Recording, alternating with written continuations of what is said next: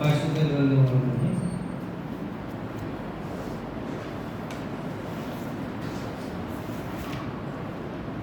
యెషయా గ్రంథము 26వ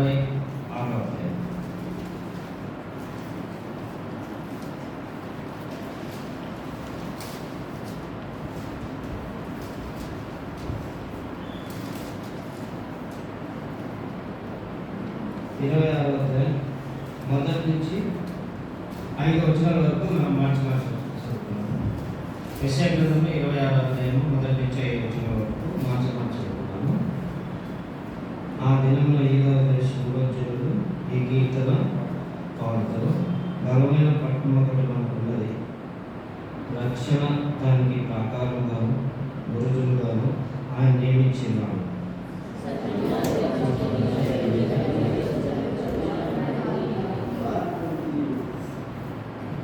ఎవరి మనసు నీ మీద ఆనుకున్నా వారిని పూర్ణ శాంతి గల వారిగా కాపాడుతుంది. ఏదైనా అతను నీ విశ్వాసం ఉంచినాడు.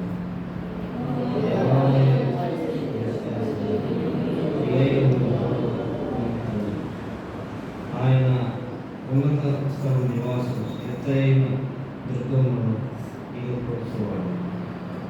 ఆయన వారిని పడగొట్టిన నేలకు దాన్ని పడగొట్టను, ఆయన ధూళితో దాన్ని కలిపినాడు. ప్రభు ఈ వాక్యాన్ని దీవించడానికి ప్రార్థన చేసిన మోకరించిన వాళ్ళు మోకరించింది.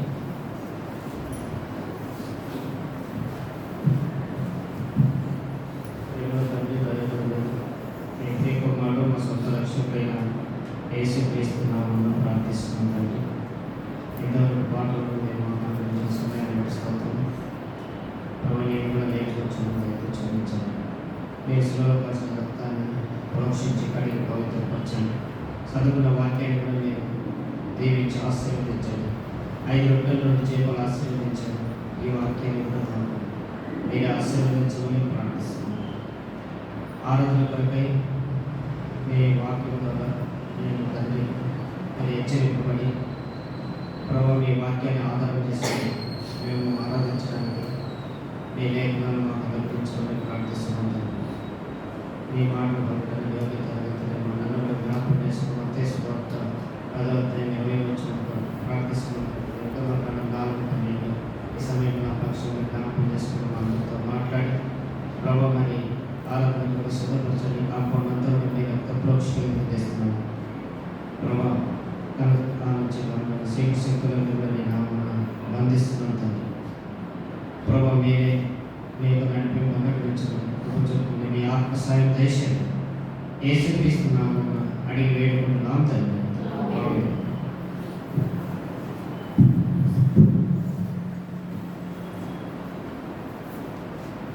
యెషయా గ్రంథము 26వ మొదటి వచనం చదవండి.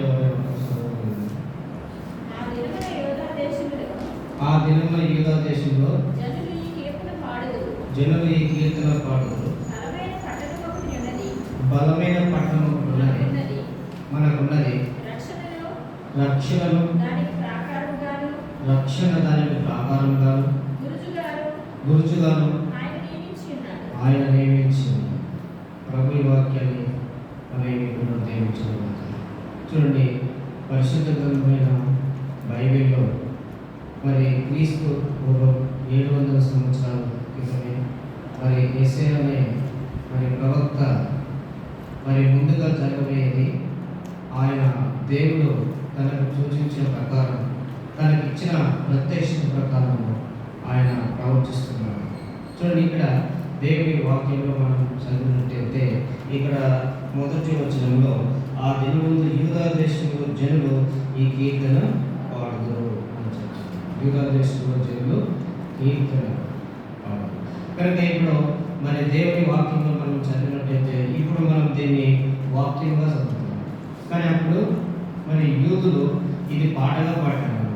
26వ అధ్యాయం యెషయా గ్రంథము 26వ అధ్యాయం పాటగా పాడారు.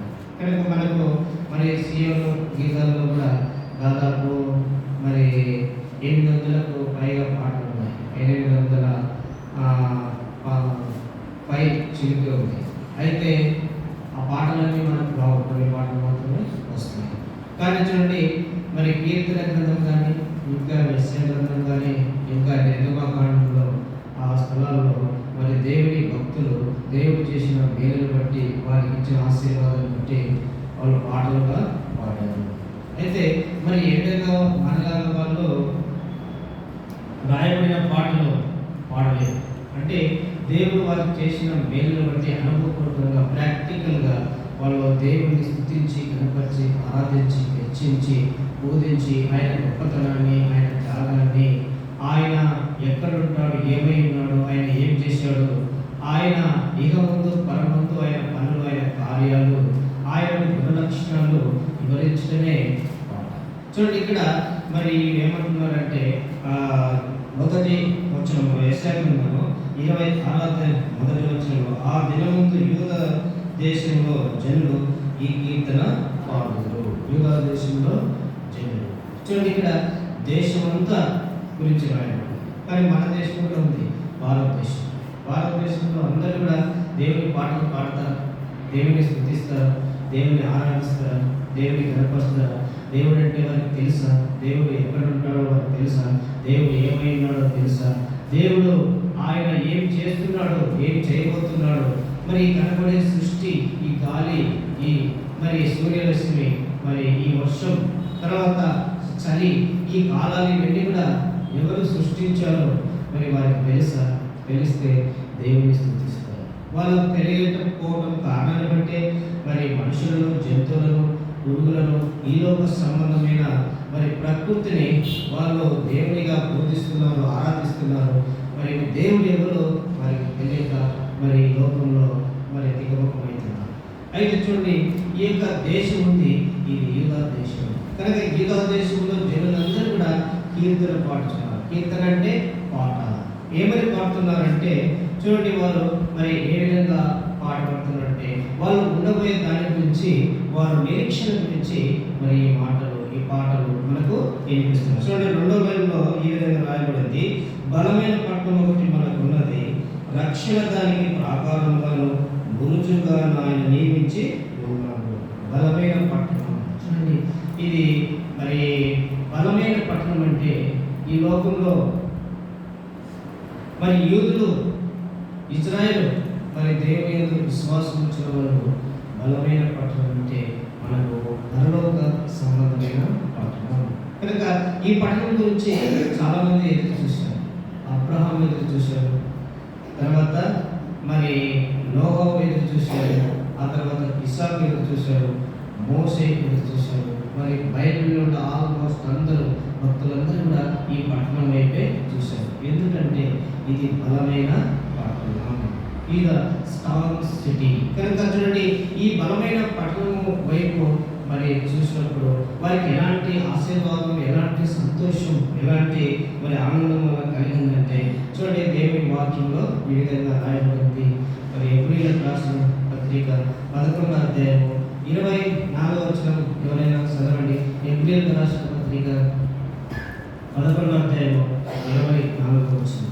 కనుక దేవుని వాక్యంలో మరి దేవుని విశ్వాసం ఉంచిన బిడ్డలు, దేవుని ఆరాధించే బిడ్డలు, దేవుని మరి ఆయన ద్వారా విమోచింపబడిన వ్యక్తులు, ఆయన ద్వారా ప్రేరేపింపబడిన వ్యక్తులు, ఆయన ద్వారా మరి దేవుని ఆరాధించాలని దేవుని ఆత్మ చేత ప్రేరేపింపబడిన వ్యక్తులు మరి ఆ బలమైన పట్టణం గురించి ఈ విధంగా చెప్తున్నారు. చదవండి 24వ వచనం.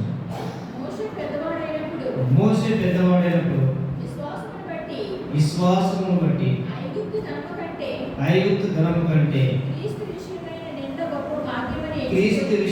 నింద గొప్ప భాగ్యమని ఎంచుకొని అల్పకాలము పాపభోగములు అనుభవించడం కంటే దేవుని ప్రజలతో శ్రమ అనుభవించడం మేలని యోచించి పరో కుమార్తె యొక్క కుమారుని అనిపించుకున్నట్టు ఒప్పుకునలేదు. అతడు ప్రతిఫలంగా కలగబోవు బహుమానమందు దృష్టి ఉంచాడు. చూడండి, ప్రతిఫలంగా కలగబోవు బహుమానం. కనుక ఇక్కడ మోసే గురించి మరి పరిశుద్ధ గ్రంథం బైబిల్ ఏం చెప్తుందంటే మరి ఆయన పరో కుమార్తె ఒక కుమారుడు. చూడండి, ఇప్పుడు మరి పరో మరి పరో కుమారుడికి ఎంత హక్కు ఉంటుందో పరో కుమార్తె కుమారుని కూడా అంతే హక్కు ఉంటుంది. చూడండి, సమానంగా ఉంటుంది. అంటే రాజ్యంలో కానీ మరి అధికారంలో కానీ మరి వాళ్ళ దేశ సంబంధించిన ప్రతి దాంట్లో కూడా సమాన హక్కులు ఉంటాయి. అయితే అలాంటి హక్కులు వదులుకొని అలాంటి మరి రాజభోగం వదులుకొని మరి ఈయన ఎవరి కోసం వచ్చాడు? దేవుడు ప్రతిఫలంగా పొందబోవు బహుమానం వైపు చూశాడు. కనుక ఆరాధకులందరూ కూడా మరి ఈ లోక సంబంధమైన దాన్ని చూడకూడదు. ఈ లోక సంబంధమైన దాన్ని ఎప్పుడైతే చూస్తారో వారు ఆరాధించలేరు, దేవుని ఆరాధనలో ఆనందించలేరు. ఆరాధన అంటే వారికి అర్థం కాదు. ఆరాధన చేస్తే దాన్ని ప్రార్థన కలుగుతారు. చూడండి, చాలా మంది మరి ఆరాధన అంటే వ్యక్తిగతం, నా అనే మాట పైన మనం దేవుని ఆరాధించాలని మా అనే మాట పైన ఆరాధించాలి.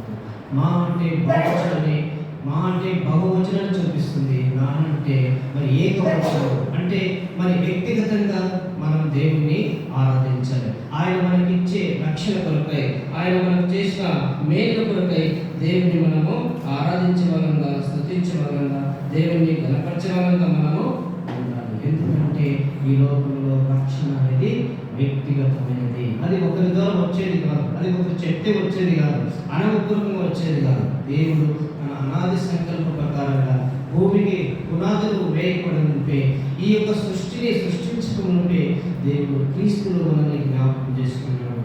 పౌలు అపోస్తలుడు చెప్తున్నాడు. చూడండి, ఇక్కడ మరి దేవుని వాక్యంలో ఈయన మరి ఇలాంటి రాయల్ని వదిలిపెట్టి మరి దేవుని ప్రజలతో శ్రమను వహించుకునే మేలని ఎందుకు కారణం ఏంటంటే ఆయన ప్రతిఫలంగా పొందబోవు బహుమానం పైన దృష్టి ఉంచాడు.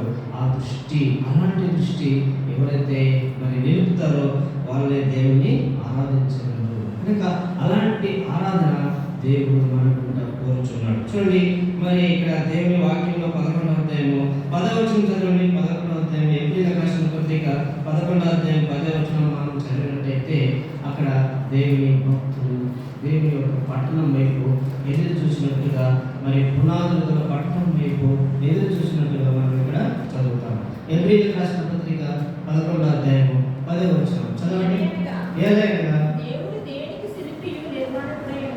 దేవుడు దేనికి శిల్పి నిర్మాణకుడై ఉన్నాడు. పునాదులు గల ఆ పట్టణం కొరకు అబ్రహాము ఎదురు చూస్తున్నాడు. చూడండి, దేవుడు దేనికి శిల్పి నిర్మాణకుడు. కనుక దేవుడే ఆ పట్టణానికి శిల్పి నిర్మాణకుడు. శిల్పి అంటే మరి ఆ కట్టడాలు కట్టే మరి ఆ ఒక నమూనా ఏ విధంగా ఉండాలని ఒక మరి డ్రాయింగ్ ఇస్తాడు అనమాట. అప్పుడు దాని ప్రకారంగా మరి ఆ పట్టణాన్ని కట్టే దానికి మరి మేస్త్రులు అయితేవి, ఇంకా ఇంజనీర్స్ అయితేవి, ఇంకా అందరూ కూడా మరి ఆ పట్టణాన్ని కట్టడానికి వాళ్ళు ముందుకు వస్తున్నారు. అంటే అంటే శిల్పి అంటే కళాకారుడు అంటే దేవుని యొక్క వాక్యానుసారంగా మరి దేవుడు దేనికి శిల్పి నిర్మాణకుడై ఉన్నాడు, పునాదులు గల పట్టణం. చూడండి ఇక్కడ మరి దేవుడే దానికి శిల్పిగా ఉన్నాడు, దేవుడి దానికి శిల్పిగా ఉన్నాడు, తర్వాత నిర్మాణకుడుగా ఉన్నాడు, తర్వాత అది పునాదులు గల పట్టణం. పునాది దేనికి పట్టణం కాదు, పునాది దేనికి మరి సూచనగా ఉందంటే మన శిల్పానికి, మన విశ్వాసానికి, మన నిరీక్షణకు గుర్తుగా ఉంది కనుక మరి స్థిరమైన విశ్వాసంతో మరి నిజమైన విశ్వాసంతో దేవుని యందు ఎవరైతే నమ్మిక ఉంచుతారో వారు మాత్రమే దేవుని ఆరాధించగలరు. చాలా మంది దేవుని మందిరానికి వస్తారు కానీ వారికి స్థిరమైన విశ్వాసం ఉండదు, దేవునిపై విశ్వాసం ఉండదు. చూడండి వారు మరి ఎంతసేపు కానీ ఈ జరిగే విషయాలపైన వాళ్ళు విశ్వాసం ఉంచుతారు కనుక విశ్వాసం అన్నది నిరీక్షింపబడే వాటి యొక్క నిజ స్వరూపంలో ఉన్నది రుజువుమై, అదృశ్యమైనవి ఎట్లా చూసారంటే విశ్వాసులు ఉన్నవన్నట్టు చూసారు. అదృశ్యం అంటే కనపడని దాన్ని అదృశ్యం అంటారు. అయితే చూడండి ఆ విశ్వాసం బట్టి మరి ఉన్నవన్నట్టే, ఉన్నాయి కనపడుతున్నాయన్నట్టే వాళ్ళు ఉంటారు. చూడండి దేవుని వాక్యంలో ఆ విధంగా రాయబడింది. మరి విశ్వాసము అనేది చూడండి ఇక్కడ మొదటి వచనం కదండి, ఎబ్రీయులకు రాసిన పత్రిక 11వ అధ్యాయము 1వ వచనము, విశ్వాసం అన్నది నిరీక్షింపబడి వాటి యొక్క నిజ స్వరూపము, అదృశ్యమైనవి ఉన్నవన్నకు రుజువునైనది. విశ్వాసం ద్వారా మరి కనపడనివి మరి కనపడినట్టు నమ్మటమే, వాటిపైన విశ్వాసం ఉంచడమే అదే విశ్వాసం. అలాంటి విశ్వాసంతో మోసే బయటకు వచ్చాడు, పునాదులు గల పట్టణం వైపు దేవునిచ్చే బహుమానం కొరకు. చూడండి రాజా మరి ఓపు మొదలు పెట్టాడు. మరి ఆయన మరి రాజు తర్వాత రాజు మరో రాజు చనిపోతే మరి రాజు అవడానికి ఆస్కారం ఉంది. అయితే ఇప్పుడు ఇద్దరు ఉన్నారు, మరి పరవ కుమారుడు ఉన్నాడు, మరి వారి యొక్క సిస్టర్ కుమారుడు మరి మోసే. అయితే చూడండి ఇప్పుడు వారి యొక్క టాలెంట్స్ బట్టి వారి దేవుడు వాడుకున్న దాన్ని బట్టి అక్కడ వారు రాజుగా ఎన్నిక చేస్తారు. మరి పరో రాజు అన్న కుమారుడు మరి దేశానికి మేలు చేసేవాడు, దేశానికి పాలించడానికి మరి అర్హతలుంటే మరి అన్న కుమారుని చేస్తాడు, లేదా మరి చెల్లెల కుమారునికి అర్హతలుంటే చెల్లెల కుమారుని అక్కడ రాజుగా చేస్తాడు. అయితే దేవుని బట్టి మరి చూస్తే మోసే గురించి ఏం చెప్తుందంటే పరిశుద్ధ గ్రంథం బైబిల్, ఇతడు సకల విద్యలు అభ్యసించను. సకల విద్యలు చూడండి మరి సకల విద్యలు అంటే మరి ఆయన మరి యుద్ధం చేయడానికి కానీ, తర్వాత మరి ఏదైనా కట్టడానికి కానీ, ఏదైనా ఒక పరిపాలన విషయంలో కానీ ఆయన సకలం కూడా మొత్తము సున్నంగా మరి తెలుసుకున్న వ్యక్తిగా ఉన్నాడు మోసే, సకల విద్యలు. అయితే చూడండి ఇలాంటి మోసే మరి మనము వాక్యానుసారంగా ఆలోచిస్తే మరి ఆ అన్నగారి కుమారుని కన్నా, పరమ కుమారుని కన్నా మరి చెల్లెల కుమారే రాజు కావడానికి ఆస్కారం ఎన్నో ఉన్నాయి. చూడండి అలాంటి సమయంలో కూడా ఆయన వదులుకున్నాడు. చూడండి తర్వాత 10వ వచనంలో మనం చూసినట్టయితే మరి ఇక్కడ అబ్రహాము గురించి కూడా రాయబడింది. అబ్రహాము మరి దేవుడు దేనికి శిల్పి నిర్మాణకుడై ఉన్నాడో పునాదులు గల పట్టణం వైపు అబ్రహాము ఎదురు చూస్తున్నాడు. కనుక ఆరాధికులకున్న లక్షణం ఏమిటంటే పునాదులు గల పట్టణము. కనుక మనం స్థిర విశ్వాసం, కనుక దేవుని యందు నిజమైన విశ్వాసం. కనుక మన విశ్వాసాన్ని చూసి ఇతరులకు ఇతరులు ఏం చేయాలి, విశ్వాసం అంటే ఈ విధంగా ఉండాలి, విశ్వాసం అంటే ఈ విధంగా ఉండాలి. చూడండి మనకన్నా ముందు భక్తులు అబ్రహాము, మోసే, ఇంకా ఆనోకు, తర్వాత యోబు, ఇంకా ఇస్సాకు, యాకోబులు, మరి కొత్త నిబంధనలకు వస్తే పౌలు, అపోస్తలులు, తర్వాత ఇలాంటి విశ్వాసం మనం కూడా ఉండాలని మనం చదువుకుంటున్నాము. మరి దానికి కూడా అట్లా ఆ విధంగా ఉండాలని మనం ప్రయత్నం చేస్తున్నాం. అదేవిధంగా మన తర్వాత ఉన్న వాళ్ళు కూడా మనల్ని చూసి ఇంప్రెస్ కావాలి. చూడండి మరి ఇట్లా మనం బయటలో ఉన్న భక్తులను చూసి మన విషయంలో ఏ విధంగా వారిని మాదిరిగా పెట్టుకున్నామో మనల్ని కూడా మాదిరిగా పెట్టుకునే విధానంలో ఆరాధికులు ఉండాలనేది దేవుని వాక్యం మనకు తెలియజేస్తుంది. చూడండి ఇక్కడ మరి దేవుడు దేనికి శిల్పి నిర్మాణమై ఉన్నాడు, పునాదులు గల పట్టణం పట్టణం వైపు అబ్రహాము ఎదురు చూశాడు. చూడండి, దేవుని వాక్యంలో మనం చదివినట్టయితే మరి దేవుడు యేసుక్రీస్తు ప్రభువు కూడా మరి పునాదుల పట్టణం గురించి మరి ఆయన తన శిష్యులతో చెప్తాడు. చూడండి, మరి యోహాను సువార్త 14వ అధ్యాయము మొదటి 2 వచనాలు చదవండి. యోహాను సువార్త 14వ అధ్యాయం మొదటి 2 వచనాల్లో మనం చూసినట్టయితే ఆ ఒక పునాదుల పట్టణం గురించి మరి యేసుక్రీస్తు ప్రభువు వారు ఏం చెప్తున్నాడు చూడండి, చదవండి. మీ హృదయము కలవరపడనీయకుడి, దేవుని యందు విశ్వాసం ఉంచుచున్నాను, నా యందు విశ్వాసం ఉంచుడి. నా తండ్రి ఇంట అనేక నివాసములు కలవు, లేని ఎడల మీతో చెప్పుదును. మీకు స్థలం సిద్ధపరచ వెళుచున్నాను. నేను వెళ్ళి మీకు స్థలం సిద్ధపరిచిన నేనుండు స్థలంలో మీరు ఉండులాగున మరలా వచ్చి నా యొద్ద ఉండటకు మిమ్మల్ని తీసుకొని పోవు. చూసానండి, మరి ఈ పట్టణం ఎప్పుడు స్టార్ట్ అయిందంటే చూడండి, దేవుని యొక్క సృష్టిలో దీని యొక్క సమస్త సృష్టిని సృష్టించిన సృష్టికర్త, భూమిని, ఆకాశమును, చంద్ర నక్షత్రములు, సూర్యుని, మరి సముద్రమును, జలచరములను సృష్టించిన దేవుడు మరి అనాది సంకల్పంలోనే మొదటి సృష్టి మన గురించి మనం ఆలోచిస్తే మొదటి సృష్టి దేవదూతల సృష్టి. దేవుడు మొదట దేవదూతలను సృష్టించాడు. తర్వాత దేవుడు మరి ఈ భూమిని, ఆకాశమును ఆయన సృష్టించాడు. ఆ తర్వాత మనుషులను సృష్టించాడు. ఆరోగ్యము మనిషిని సృష్టించడం, మనిషికి ఏం కావాలో అన్ని కూడా దేవుడు మరి 5 దినాలు సృష్టించాడు.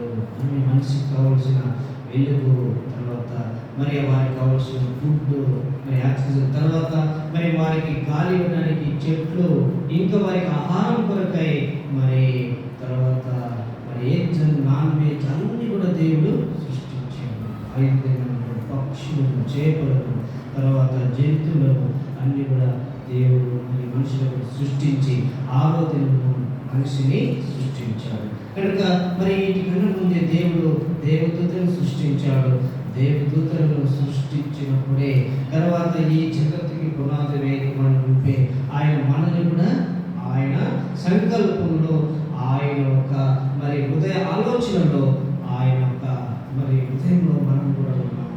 దేవుడు అప్పుడే మనల్ని ఏర్పరచుకున్నాడు. కనుక దేవుని గురించి మనం తెలుసుకోవాలంటే మరి దేవుని సన్నిధిలో మనల్ని తగ్గించుకొని ఆయనకు మరి ఇష్టంగా విశ్వాసంతో అబ్రహాము, ఇస్సాకు, యాకోబులు మరి ప్రవక్తలు, అదేవిధంగా శిష్యులైన మరి ఆ విధంగా మనం జీవించినప్పుడే ఆయన చేసే పనులు, ఆయన చేయబోయే పనులు, ఆయన హృదయాన్ని మనము తెలుసుకోగలం. కనుక మరి పేతురు మరి ఏమంటాడంటే చూడండి, పేతురుకు రాసిన పత్రిక 2వ అధ్యాయము 9వ వచనంలో మనం చూసినట్లయితే, అయితే మీరు చీకట్లో నుంచి ఆశ్చర్యకరమైన తన వెలుగులోనికి పిలిచిన వారి గుణాతిశయములు ప్రచురం చేయబడితేను ఏర్పరచబడిన వంశముగా రాజులైన యాజక సమూహము, దేవుని సొత్తైన ప్రజలు. కనుక చీకట్లో నుండి దేవుడు మనల్ని పిలిచాడు ఆశ్చర్యకరమైన వెలుగులోనికి. చూడండి, మరి దేని కొరకు పిలిచాడంటే ఆశ్చర్యకరమైన వెలుగు ఎక్కడ ఉంటుందంటే దేవుడు సృష్టించిన ఆ పట్టణంలో. ఆ వెలుగు ఎక్కడికి వస్తుంది అంటే మన హృదయంలోనికి వస్తుంది. ఆశ్చర్యకరుడు, ఆలోచనకర్త, బలవంతుడైన దేవుడు, నిత్యులకు తండ్రి, సమాధాన అధిపతి అని ఆయనకు పేరు. యెషయా గ్రంథము 9వ అధ్యాయము మరి 6వ వచనంలో మనం చదివినట్లయితే దేవుని గురించి ఈ విధంగా రాయబడింది. ఏలయనగా మనకు శిశువు పుట్టెను, కుమారుడు అనుగ్రహింపబడెను, ఆయన భుజముల మీద రాజ్యభారం ఉండెను. ఆశ్చర్యకరుడు, ఆలోచనకర్త, బలవంతుడైన దేవుడు, నిత్యుడగు తండ్రి, సమాధాన అధిపతి ఆయనకు పేరు. కనుక ఆశ్చర్యకరుడు. కనుక మరి ఆశ్చర్యకరుడు ఆయన ఆలోచనకర్త. ఆలోచనకర్త అంటే ఆలోచనలకు ఆయన కర్త, ఆలోచనలను సృష్టించేవాడు, ఆలోచనను మరి సృష్టించే దేవుడు అన్నమాట. కనుక చూడండి, ఈ దేవుడు ఏం చెప్తున్నాడంటే మీకు స్థలమును నా తండ్రి ఇంట అనేక నివాసములు కలవు, లేని ఎడల మీతో చెప్పుదు. అంటే దేవుడు ఈ యొక్క సృష్టిని, మరి దేవదూతల సృష్టి ముందు, తర్వాత భూమి ఆకాశం సృష్టించాడు, ఆ తర్వాత ఈ సమస్త సృష్టిని, ప్రకృతిని సృష్టించాడు. మరి అప్పుడే దేవుడు ఆ ఒక దేవుని పిల్లలు తన ద్వారా విమోచింపబడి, తన రక్తం చేత విమోచింపబడి, మరి మన కొరకు ఆయన పునాది వేశాడు. ఏమిటి అంటే అదే మరి బలమైన పునాది, అదే మరి ఇజ్రాయేలు యూదులు ఎదురు చూసిన పునాది, అబ్రహాము ఎదురు చూసిన పునాదులు గల పట్టణం, మోసే ప్రతిఫలంగా కొందరు దృష్టించిన పునాదులు గల పట్టణం. యేసుక్రీస్తు ప్రభువు దాని గురించి చెప్తున్నాడు. ఇక్కడ ఏమంటున్నాడు అంటే, నేను పోయి పట్టణాన్ని కడతానని చెప్పడం లేదు. ఏమో చెప్తున్నాడు, నా తండ్రి ఇంట అనేక నివాసములు కలవు, లేని మీతో చెప్పు. ఆల్రెడీ నివాసములు ఉన్నాయి, అయితే మీకు స్థలమును సిద్ధపరుచుతాను. అయితే దేవుడు మన ఆరాధకులకు వారి ఆరాధన బట్టి, వారి విశ్వాస పరిమాణాన్ని బట్టి, దేవుడిని ప్రేమించే పరిమాణాన్ని బట్టి, మరి దేవుని బిడ్డలను ప్రేమించే పరిమాణాన్ని బట్టి, దేవుని మందిరాన్ని ప్రేమించే పరిమాణాన్ని బట్టి, దేవుని సేవకులను ప్రేమించే పరిమాణాన్ని బట్టి, మరి బీదలను ప్రేమించే పరిమాణాన్ని బట్టి దేవుడు అక్కడ మనకు మరి నివాసము సిద్ధపరుస్తాడు. కనుక దేవుడు మన పేరు ఎప్పుడైతే మన పాపాలను మనం ఒప్పుకున్నామో, మనం దేవుని యొక్క విశ్వాసం నుంచి పశ్చాత్తాపంతో మన జీవితము మారిన తర్వాత మనం బాప్తిస్మ సాక్ష్యం ఎప్పుడు ఇచ్చామో అప్పుడు మన పేరు దేవుడు జీవగ్రంథంలో రాస్తాడు. ఆ ఒక పేరును బట్టి వారికి స్థలాలను నిర్ణయించేవాడుగా ఉన్నాడు దేవుడు. చూడండి, మనము మరి ఇక్కడ ఈ లోకం వదిలిన తర్వాత దేవుడు మనకు మహిమ శరీరం ఇస్తాడు. రెప్పపాటులో జరుగుతుంది అన్నమాట. ఇది నిమిషం కూడా కాదు, రెప్పపాటున, రెప్ప కన్ను మూసి కన్ను తెరిసినప్పుడునే మరి ఈ యొక్క మట్టి శరీరము తొలగింపబడి మహిమ శరీరం, మహిమ శరీరం. చూడండి, ఇక్కడ దేవుని వాక్యంలో ఏ విధంగా రాయబడింది.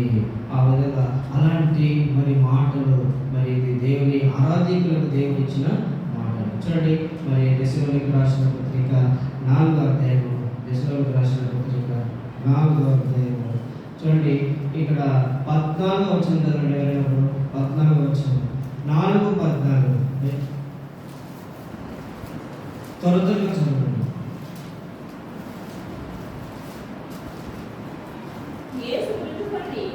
యేసు మృతి పొంది తిరిగి లేచినని మనము నమ్మిన అదే ప్రకారము యేసునందు నిద్రించిన వారిని దేవుడు ఆయనతో కూడా ఎంట పెట్టుకొని వచ్చు. తర్వాత మేము ప్రభు మాటలను బట్టి మీతో చెప్పినదేమనగా ప్రభు రాకడ వరకు సజీవులమై నిలిచి ఉండి మనము నిద్రించిన వారి కంటే ముందుగా ఆయన సన్నిధికి చేరు గాని ఆర్భాటంతోను ప్రధాన దూత శబ్దంతోను దేవుని బూరతోను పరలోకము నుండి ప్రభు దిగివచ్చును. క్రీస్తుల నుండి మృతులైన వారు మొదట లేస్తారు. ఆ మీదట సజీవులమై నిలిచి మనము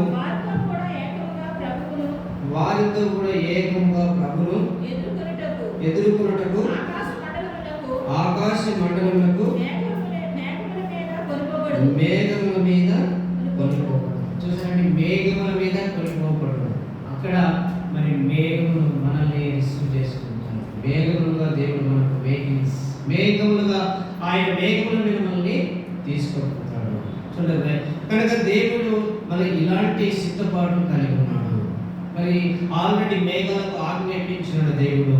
మరి మేఘాలు వేచి చూస్తున్నాయి, ఎప్పుడు మరి దేవుని రక్తం చేత దేవుని బిడ్డలు విమోచింపబడతారు. సంఘం ఎప్పుడు మరి ఎత్తబడుతుంది, మేమంతా రెడీ ఉన్నామని మరి ఎన్నో మేఘాలు, మరి వేల సంఖ్యలో, కోట్ల సంఖ్యలో మేఘాలు అనేది వేచి చూస్తున్నాయి. చూడండి, ఇక్కడ ఇలాంటి నిరీక్షణతో దేవుని మనము ఆరాధించాలి, దేవుని మనం స్తుతించాలి. దేవుని కనపరచాలి. కనుక దేవుడు యేసుక్రీస్తు ప్రభువారు చెప్తున్నాడు, నా తండ్రి ఇంటి అనేక నివాసములు కలవు, లేని ఏడుల నీతో చెప్పుకున్నాను. కనుక ఆయన ఎప్పుడు కానీ ఉన్నాయనే చెప్పాడు, కానీ లేవని ఎప్పుడు కూడా చెప్పలేదు. కనుక యేసుక్రీస్తు ప్రభు దగ్గరికి ఎంతో మంది వచ్చారు. మరి వచ్చిన వారందరికీ కూడా ఆయన మరి ఇచ్చాడు. ఏమిచ్చాడు? చూపు లేని వారికి చూపించాడు, మరి వినికి లేని వారికి వినికిడి ఇచ్చాడు. తర్వాత అనారోగ్యం వారికి స్వస్థత అనుగ్రహించాడు, గుంటి వాళ్ళకు చేశాడు. తర్వాత మరి మూగ వాళ్ళను మాట్లాడేట్టు చేశాడు. తర్వాత చనిపోయిన వాళ్ళు లేపాడు. మరి ఎవరిని కూడా ఆయన ఇది కాదు, ఈ లోకంలో ఏ హాస్పిటల్కి వెళ్ళినా కానీ మాతో కాదు ఇవ్వండి, మరి జబ్బులకు వాళ్ళు మరి చేయలేక వాపసు పంపిస్తారు, వేరే హాస్పిటల్కి వస్తారు. తర్వాత మరి వేరే government hospital, Gandhi, Osmania, general హాస్పిటల్కి వస్తారు. ఎందుకంటే మాతో కాదు. కనుక యేసుక్రీస్తు ప్రభు దగ్గరికి వచ్చిన ఎవరు కూడా ఖాళీగా విశ్వాసంతో వచ్చిన ప్రతి వారు కూడా ఆయన ద్వారా మేలు పొంది, ఆయన ద్వారా స్వస్థత పొంది, సంతోషంతోనూ సమాధానంతోనూ ఆనందంతోనూ మరి ఆయన వెంబడించిన బిడ్డలుగా ఉన్నారు. కనుక ఈ యొక్క ఉదయకాల సమయంలో మనం కూడా దేవుని సన్నిధిలో మన ఆరాధన ద్వారా మనం సంతోషము, సమాధానము, ఆనందము, ఆశీర్వాదము పొందాలనేదే దేవుని యొక్క నిర్ణయం. దేవుడు మరి ఉదయకాల సమయంలో మరి మనకు బలమైన పట్టణం ఉందని మనకు చెప్తున్నాడు. ఈ లోకంలో చాలా మందికి బలమైన ఇల్లు లేకపోవచ్చు, అయితే పరలోకంలో బలమైన మరి పట్టణం మనకు ఉంది. చూడండి, పట్టణమే బలమైందని రాయబడితే ఆ పట్టణంలో ఉన్న నివాసములు ఎంత బలంగా ఉంటాయి. ఆ పట్టణంలో రాజవీధులు ఏ విధంగా ఉంటాయి. చూడండి, ఆ పట్టణంలో ఉన్న మరి మనుషులు ఏ విధంగా ఉంటారో, ఆ పట్టణంలో ఎలాంటి మరి వెలుగుతో ఉంటుంది, ఎలాంటి సంతోషంతో ఉంటుంది, ఎలాంటి ఉత్సాహంతో ఉంటుంది ఒకసారి ఆలోచించండి. కనుక ఆరాధన చేసే బిడ్డలు మరి ఆరాధనలో ఇవన్నీ చూసినప్పుడే, ఇవన్నీ వాళ్ళు మరి నిరీక్షణతో వాళ్ళు అనుభవిస్తున్నప్పుడే, విశ్వాసంతో దేవుని చూసినప్పుడే, అప్పుడే దేవుని ఆరాధించగలుగుతారు. నిజంగా సంతోషంతో, నిరీక్షణతో, ఆనందంతో, విశ్వాసంతో దేవుని మరి ఆరాధిస్తారు. కనుక ఆ విధంగా వీళ్ళు ఆరాధించారు. కనుక మరి దేవుని వాక్యంలో మనం చూసినట్టయితే చూడండి, మరి దేవుడు చెప్తున్నాడు, ఆయన అనేకమైన నివాసములు ఉన్నాయి అని చెప్తున్నాడు. కనుక మరి దేవుని వాక్యమైన పరిశుద్ధ గ్రంథంలో బైబిల్లో మనం చూసినట్టయితే మరి చూడండి, మరి ఇక్కడ యెషయా ప్రవక్త మరి క్రీస్తు పూర్వమే దాదాపు 700 సంవత్సరాల క్రితమే మరి ఈ పట్టణాన్ని చూశాడు. ఆ పట్టణం ఎలాంటిది, ఎలాంటి సంతోషంతో ఉంటుంది అని ఇక్కడ దేవుడు మరి యెషయాకు సూచనగా మరి ఆయనకు చూపిస్తున్నాడు. కనుక మనం కూడా మరి ఈ విధంగా మనం నిజంగా దేవుని మనం ఆరాధించినప్పుడు, యథార్థమైన హృదయంతో, ఆత్మతో, సత్యంతో దేవుని ఆరాధించినప్పుడు అలాంటి నిరీక్షణ, సంతోషం, సమాధానం దేవుడు మనకు ఇచ్చేవాడుగా ఉంటాడు. కనుక మరి నిరీక్షణ లేకుండా, విశ్వాసం లేకుండా, దేవుని ప్రేమించకుండా, దేవుని యందు విశ్వాసం ఉంచకుండా మనం లోకాన్ని, లోక సంబంధమైన ఆలోచనలు, లోక సంబంధమైన మనసు కలిగి మనం దేవుని ఆరాధిస్తే ఆ సంతోషాన్ని మనము పొందలేము. కనుక మొదట మన జీవితాన్ని దేవునికి సంపూర్ణంగా అప్పగించుకోవాలి. దేవుని ఎదుట మనల్ని మనము దేవునికి అప్పగించాలి. చూడండి, 3వ వచనంలో ఏం చెప్తున్నాడు యెషయా ప్రవక్త. యెషయా గ్రంథం 26వ అధ్యాయం 3వ వచనం. ఎవరి మనసు నీ మీద ఆనుకును పూర్ణ శాంతి కలుగు. కనుక మనము మన మనసు దేవుని పైన ఆనుకోవాలి. మన మనసు దేవుని పైన ఆనుకోవాలి. అప్పుడే మనకు పూర్ణ శాంతి దేవుడు ఇస్తాడు. కనుక మన మనసు ఆనుకోకుండా మరి చాలా మంది బాడీ ప్రజెంట్, మైండ్ ఆబ్సెంట్ అనుకుంటారు. అంటే వాళ్ళు ఇక్కడ కూర్చున్నారు, దేవుని వాక్యం వింటూనే ఉంటారు, పాటలు పాడుతుంటారు, ఏదో ఆలోచిస్తుంటారు. మరి వారమంతా జరిగిన విషయాలు అయితే అవన్నీ కూడా మరి దేవునికి అప్పగించాలి. దేవుని యందు విశ్వాసం ఉంచిన బిడ్డలు దేవుని పైన ఆనుకోవాలి. దేవుని పైన ఆనుకోవాలి. దేవుని యందు విశ్వాసం ఉంచాలి. 50 55వ కీర్తన 22వ వచనం చదవండి. అన్నప్పుడు 55వ కీర్తన 22వ వచనంలో కీర్తనకారుడు మరి మనకు ఏం చెప్తున్నాడంటే 55వ కీర్తన 22వ వచనం, నీ భారం యెహోవా మీద మోపుము, నీ భారం యెహోవా మీద మోపుము, ఆయనే నిన్ను ఆదుకొనును. ఆయనే నిన్ను ఆదుకొనును. చూడండి, మనకి ఎన్నో బాణాలు ఉండొచ్చు ఈ లోక సంబంధమైన. మరి ఈ లోకమంతా కూడా సైతాను చేత ఆవరింపబడింది. సైతాను సంబంధం, సైతాను ఆలోచనలు తండ్రి ఇంట్లో, బయట, సమాజంలో, సంఘంలో కూడా వాళ్ళు మనల్ని బాధించే వాళ్ళు ఉంటారు. నిజమైన ఆరాధికులని బాధించే వాళ్ళు ఉంటారు. నిజమైన మరి దేవుని బిడ్డలు, దేవుని విశ్వాసం ఉంచిన బిడ్డలు, దేవుని కొరకు ఎదురు చూసే వాళ్ళని బాధించే వాళ్ళు ఉంటారు. అయితే నీ భారము యెహోవా మీద పోతుంది, ఆయన నిన్ను ఆదుకొనును. చూడండి, మోసేను బాధించే వాళ్ళు లేకపోలే, అబ్రహామును బాధించే వాళ్ళు లేకపోలే, ప్రవక్తలను బాధించే వాళ్ళు లేకపోలే, యెషయాను బాధించే వాళ్ళు లేకపోలే. చూడండి, యెషయా ఎలాగా ఆయన చర్చరించినాడు కనుక యెషయా గురించి మనం ధ్యానిస్తే, యెషయా మరి ఎన్ని రోజులు దేవుడు ఒకే పక్క ఆయనను పండుకోమని చెప్పాడు. తర్వాత రెండో పక్క కొన్ని దినాలు, చూడండి మనం కొన్ని గంటలు ఒక పక్క పండుకోవాలంటే పండుకోలేదు. కానీ దేవుడు అలాంటి మరి అనుభవాల ద్వారా యెషయాను తీసుకొచ్చాడు. కనుక చూడండి, ఇక్కడ దేవుని వాక్యంలో మనం చదివినట్లయితే ఆరాధికులకు ఉండాల్సిన లక్ష్యం ఏంటంటే దేవుని పైన ఆనుకునే మనసు ఉండాలి. లోకంలో ఎన్నో సమస్యలు వస్తాయి, అవమానాలు వస్తాయి, నిందలు వస్తాయి. మరి అలాంటి సమస్యలన్నిటిపైన దేవుని పైన ఆనుకున్నప్పుడు దేవుడు వారికి పూర్ణ శాంతి ఇచ్చేవాడుగా ఉన్నాడు. పూర్ణ శాంతి యేసు ప్రభువు కూడా చెప్పాడు, నా శాంతిని మీకు ఇస్తున్నాను, లోకం ఇచ్చినట్టుగా కాదు. చూడండి, దేవుని వాక్యం మనం చదివినట్టయితే మరి యోహాను సువార్త 14వ అధ్యాయము 27వ వచనంలో మనం చదివినట్టయితే, శాంతిని మీకు ఇస్తున్నాను, నా శాంతినే మీకు ఇస్తున్నాను, లోకం ఇచ్చినట్టుగా కాదు అని చెప్పాడు యేసుక్రీస్తు ప్రభువు. చూడండి, చదవండి 14:27. యోహాను సువార్త 14వ అధ్యాయము 27వ వచనం, శాంతి మీకు అనుగ్రహించి వెళ్ళుచున్నాను, శాంతి మీకు అనుగ్రహించున్నాను, నా శాంతినే మీకు అనుగ్రహించుచున్నాను, నా శాంతిని మీకు అనుగ్రహిస్తున్నాను, లోకం ఇచ్చినట్టుగా నేను మీకు అనుగ్రహించుటలేదు. లోకం ఇచ్చినట్టుగా మీకు అనుగ్రహించు. చూడండి, లోకంలో కూడా శాంతి ఉంటుంది. మంచి జాబ్ వచ్చినప్పుడు, మనం అనుకున్న అబ్బాయిని, అనుకున్న అమ్మాయిని మనం మ్యారేజ్ చేసుకున్నప్పుడు, మనం కొత్త బట్టలు వేసుకున్నప్పుడు, పండుగ వచ్చినప్పుడు, ఇంకా కొత్త ఇల్లు కట్టుకున్నప్పుడు, ఇంకా వేరే వేరే లోక సంబంధమైన విషయాలలో మనకు జయం కలిగినప్పుడు మనము శాంతి, ఆనందం పొందే వాళ్ళంతా మనం ఉంటాం. కానీ అది ఎంతవరకు అంటే అది తాత్కాలికం. అదే లోకంలో కూడా శాంతి ఉందని చెప్తున్నాడు. అయితే అది ఎలాంటి శాంతి? అది తాత్కాలికమైనది. తాత్కాలికమైన శాంతి, తాత్కాలికమైన సంతోషం. అయితే దేవుడిచ్చే సంతోషం, దేవుడిచ్చే సమాధానం ఎలాంటిదంటే, నా శాంతినే మీకు ఇస్తున్నాను, నా శాంతిని మీకు ఇస్తున్నాను. యేసుక్రీస్తు ప్రభువు ఈ లోకంలో ఆయన 33 సంవత్సరాలు ఉన్నాడు. అయితే 3 సంవత్సరాలు సమాజంలో, ప్రజల మధ్య, ఆ దేశాలు, ఆ రాజులను ఆయన మరి యేసు ప్రభువారిని దర్శించాడు.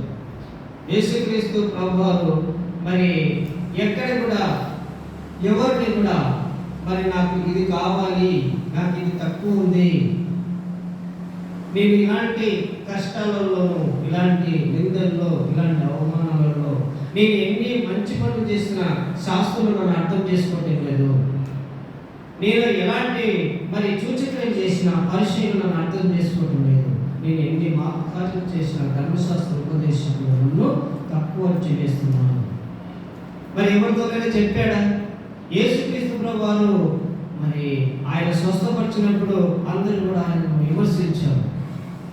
ఊచ చేయగలవాడిని ఏం చేశాడు? యేసు ప్రభువు వారు స్వస్థపరిచాడు. స్వస్థపరిచినప్పుడు ఆయనకి ఏమనాలి? మనమైతే ఏమనే వాళ్ళము?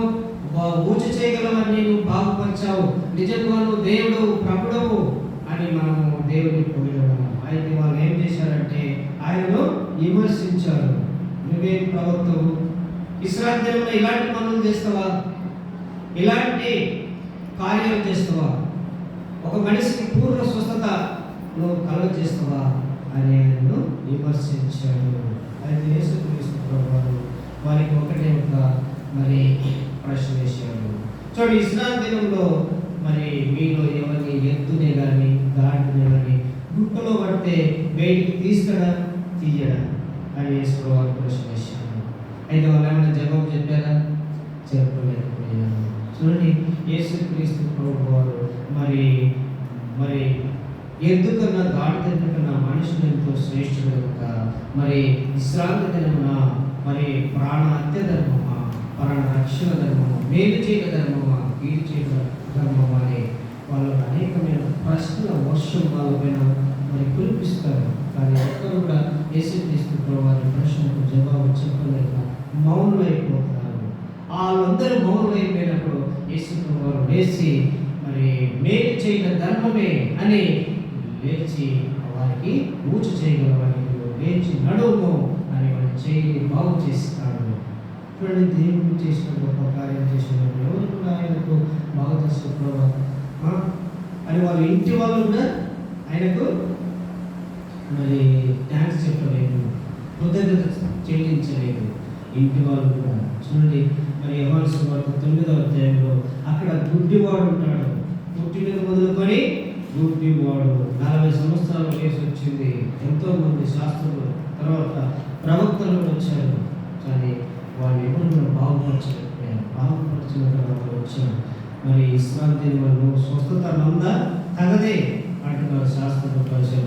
నేను స్వస్థపరిచిన వారు ఎవరు అని చూపించగలవా, అతను చూపించగలవా అని శాస్త్రులు పరిచయం మరి హింసించాడు. మరి ఆయన గుర్తెరగదు కానీ ఆయన నన్ను స్వస్థపరిచిన వాడు.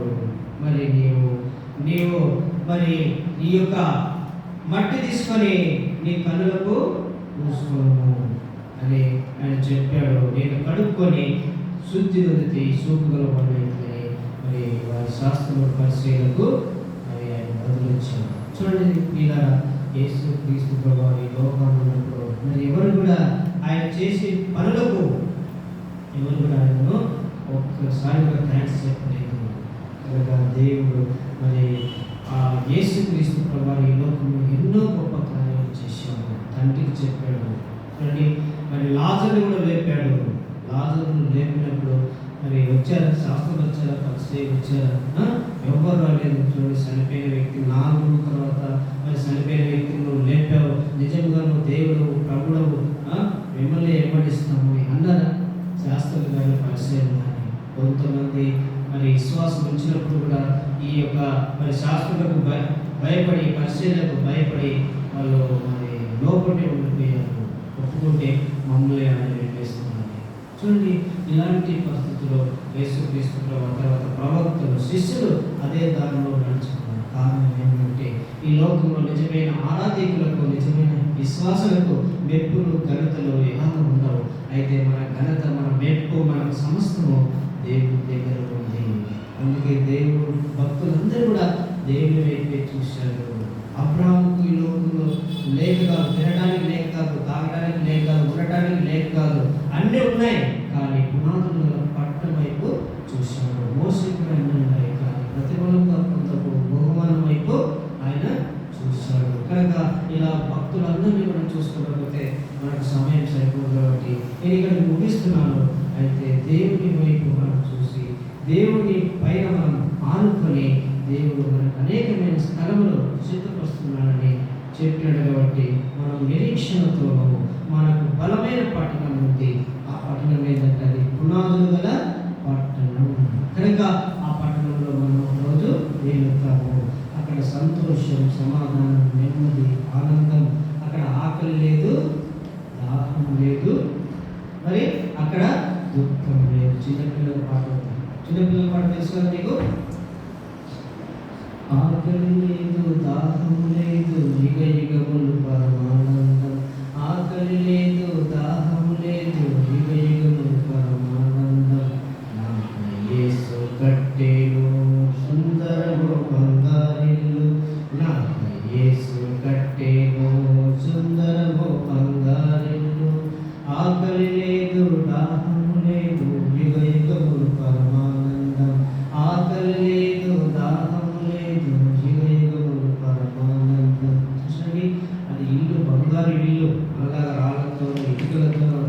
సిమెంట్తో కట్టింది కాదు, అది బంగారు మేకులు. అయితే అక్కడ ఆకలి ఉండదు, తర్వాత దాహం ఉండదు. చూడండి, ఈ లోకంలో మనుషులకు ఆకలి మరి దాహం లేకుంటే మరి ఎవరైనా పని చేస్తారా? వాళ్ళు పని చేయకపోయినా ఇంట్లో నుంచి వెళ్ళబట్టిన ఎక్కడో చెట్టు కింద ఎక్కడో పోయి అక్కడికి ఆకలి ఉండదు, దాహం ఉండదు, కాబట్టి ఎక్కడైనా ఉండదు. అయితే అలాంటి లైఫ్ దేవుడు మనకు పరలోకంలో ఇస్తాడు. భూలోకంలో అలాంటి మరి సంతోషం, సమాధానం మనకు లేదు. కనుక ఈ యొక్క మరి ఉదయకాల సమయంలో నిజమైన ఆరాధికులంగా ఉండి నిజంగా మరి దేవుడిని మనం ఆరాధించి అలాంటి నిజమైన సంతోషం, సమాధానం దేవుడు ద్వారా మనం పొందడానికి దేవుడు మనకు సాయం చేయగలుగుతాం. మనం ఇప్పుడు లేచి నిలబడి ఒక పాట పాడుతున్నాము. దేవుడు నాకు ఒక పాట ఇచ్చారు, ఆ పాట మీకు నేర్పిస్తాను. బైబిల్ అని ఉంటుంది ఆ పాట. మీరు బైబిల్ తెరవండి. 104వ కీర్తన, 104వ కీర్తన, 104వ కీర్తన. ఇది 6వ వచనం లాస్ట్ లైన్ నుంచి స్టార్ట్ అవుతుంది. తర్వాత